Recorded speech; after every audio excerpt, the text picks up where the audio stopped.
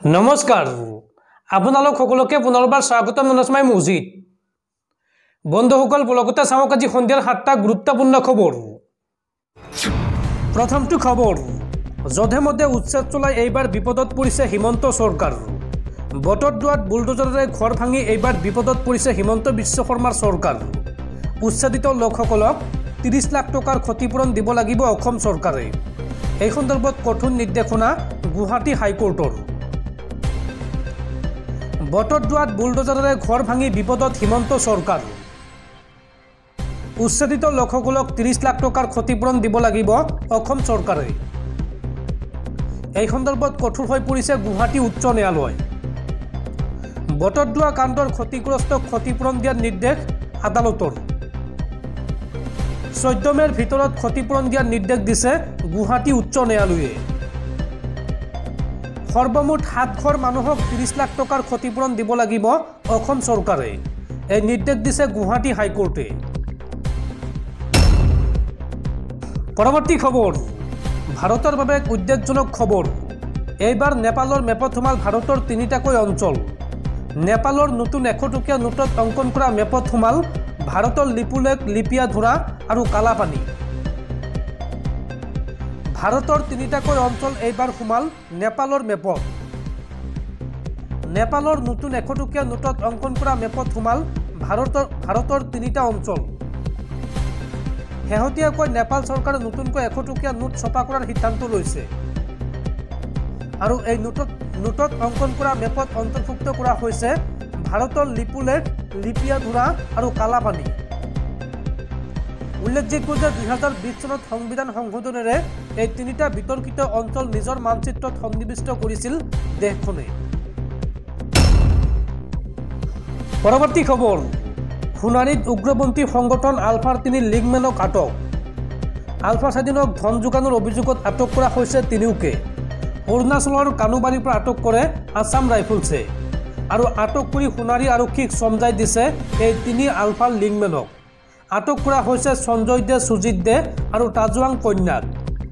উল্লেখযোগ্য যে সঞ্জয় দে আৰু সুজিত দে হৈছে সোণাৰীৰ আইদেউবাৰী বাগিচা গাঁৱৰ পিতা পুত্ৰ আৰু ঘটনা সন্দৰ্ভত আৰক্ষীয়ে তদন্ত অব্যাহত ৰাখিছে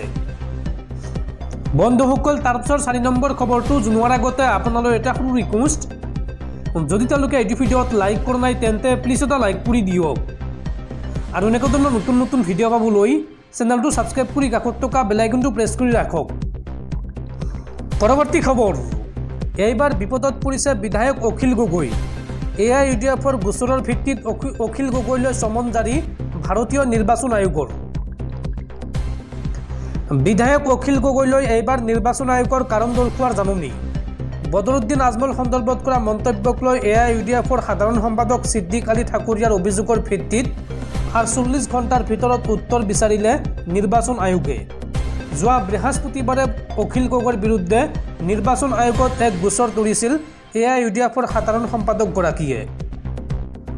AIUDFে দাখিল কৰা অভিযোগ অনুসৰি ভিত্তিহীন কিছু কথাৰে মানুহক বিপদে পৰিচালিত কৰা মন্তব্য প্ৰকাশ কৰিছে অখিল গগৈয়ে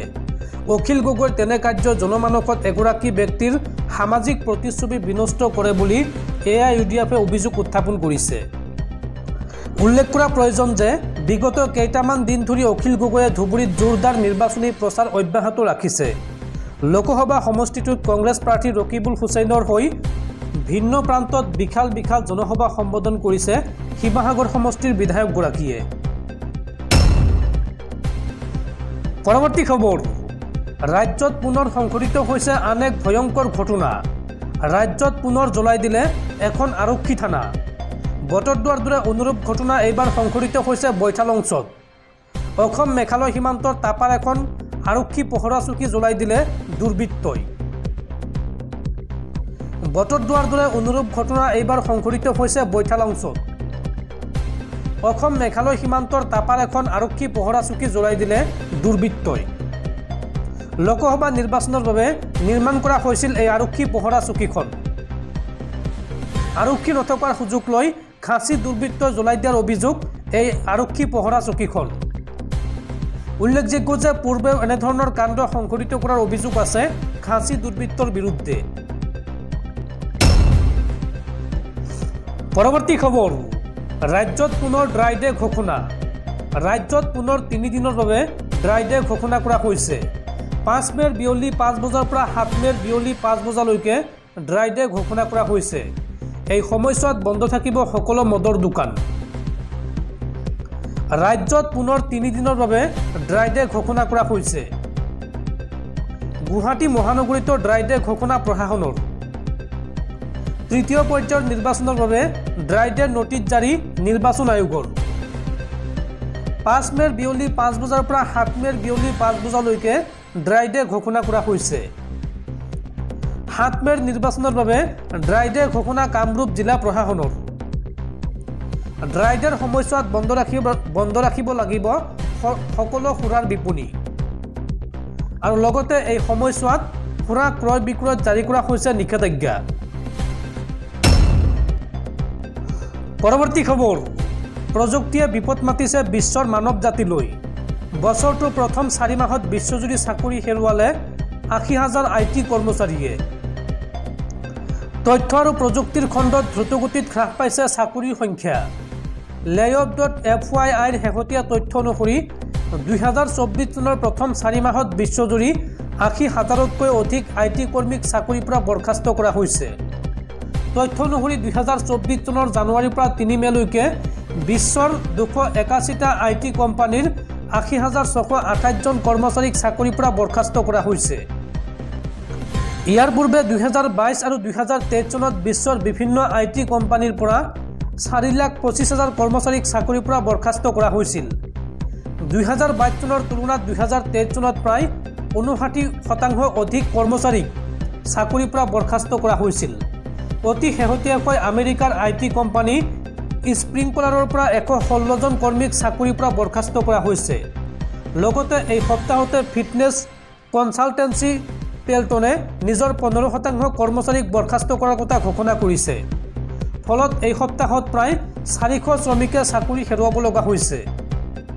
খবৰ অনুসৰি শেহতীয়াকৈ গুগলৰ মূল টিমৰ পৰাও 200 জন কৰ্মচাৰীক চাকৰিৰ পৰা বৰখাস্ত কৰা হৈছে শেহতীয়াকৈ ইলন মাস্কৰ কোম্পানী টেছলাই 100ৰো অধিক কৰ্মচাৰীক চাকৰিৰ পৰা বৰখাস্ত কৰিছে কেইসপ্তাহমানৰ আগতে টেছলাই নিজৰ 10% কৰ্মীক চাকৰিৰ পৰা বৰখাস্ত কৰিছিল এই সংস্থাটোত মুঠ কৰ্মচাৰী সংখ্যা আছিল 14,000 জানিব পৰা মতে টেছলাৰ চাৰ্জিং টিমৰ সকলো সদস্যক ক্ৰমান্বয়ে বৰখাস্ত কৰা হ'ব ভাৰতত পৰিবহনৰ সহযোগী কোম্পানী ওলায়ো নিজৰ 10% শ্ৰমিকক চাকৰিৰ পৰা বৰখাস্ত কৰাৰ কথা ঘোষণা কৰিছে সংস্থাটোৱে জনাইছে যে এই চাকৰিচ্যুতি প্ৰক্ৰিয়াই সংস্থাটোক সুশৃংখলিত কৰি ৰাখিব মুঠতে প্ৰযুক্তিয়ে বিশ্বৰ মানৱ জাতিলৈ অশনি সংকেত কঢ়িয়াই আনিছে পৰৱৰ্তী খবৰ আধাৰ কাৰ্ডৰ গৰাকীলৈ জৰুৰী খবৰ শীঘ্ৰে আপুনি কৰক আধাৰ কাৰ্ড আপডেট অন্যথা আপুনি পৰিব ভয়ংকৰ বিপদত এই সন্দৰ্ভত জৰুৰী নিৰ্দেশনা UIDAI আধাৰ কাৰ্ডৰ লাখ লাখ গৰাকীলৈ ডাঙৰ খবৰ আপুনি আধাৰ কাৰ্ড আপডেট কৰিলেনে যদি কৰা নাই তেন্তে শীঘ্ৰে কৰক আধাৰ কাৰ্ড আপডেট অন্যথা আপুনি পৰিব বিপদত আধাৰ আপডেট কৰাৰ সময়সীমা বৃদ্ধি কৰা হৈছে 14 জুন 2024 ভিতৰত আপুনি কৰিব লাগিব আপডেট এই সন্দৰ্ভত UIDAI জাৰি কৰিছে নিৰ্দেশনা কেনেকৈ কৰিব আধাৰ আপডেট চাও আহক আপুনি বিনামূলীয়াকৈ কৰিব পাৰিব আধাৰ আপডেট uidai.gov.in এই ৱেবছাইটলৈ যাওক আৰু আপুনি বিনামূলীয়াকৈ কৰক আধাৰ আপডেট